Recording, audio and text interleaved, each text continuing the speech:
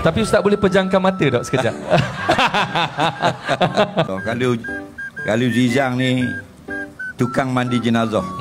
Tapi tak sabar. Tak sabar. Takut kita tak sabar. Zizang ni sabar jadi jenazah je. Famous seluruh dunia. Piti tak mau ni. Rezeki Allah Ustaz, rezeki Allah. Tu bukan saya. Tapi kedekut ya kayak. Mana dia kedekut? Dah kain plekat aku selah tak Jewi. Alah bodoh. Piti jota-jota. Aduh lah. Kain plekat cak gajah RM10 tak Jewi selah. Cak gajah mahal kat ni $50 lebih lah ni. Kain plekat India tu. Ya dah Ustaz. Ustaz pakai jubah homo. Hidung India dah. Aku.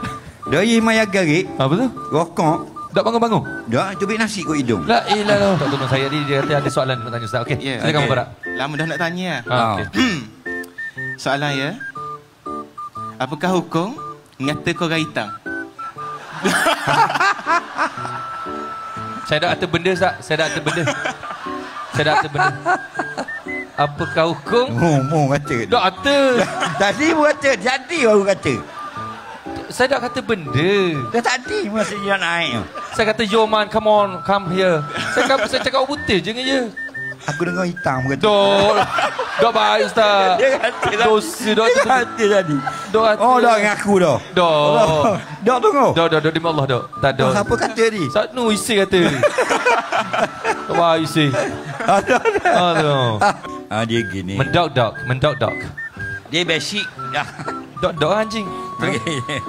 Tapi tadi mu kata ni. Dok kata tak. Aku dengar.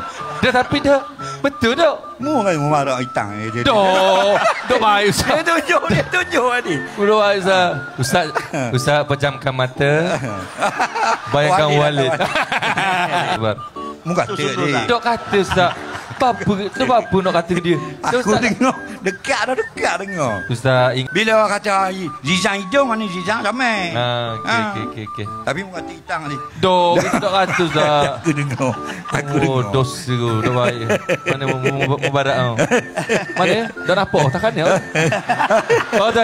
Aku kata dah. Mu kata. Dah nampak cari. Dah nampak. Saya tengok nampak tak? Saya tengok nampak tak? Kita nampak. Sama kau nampak kau? Dah baik. Cuba nampak. Okey, baru nampak. Mubarak. Nampak? Okey. Mu kata pula. Mu jadi dua. Dah nampak pula kata. Jahat mulut. Oh, baik kata kita. Tak ada benda pun.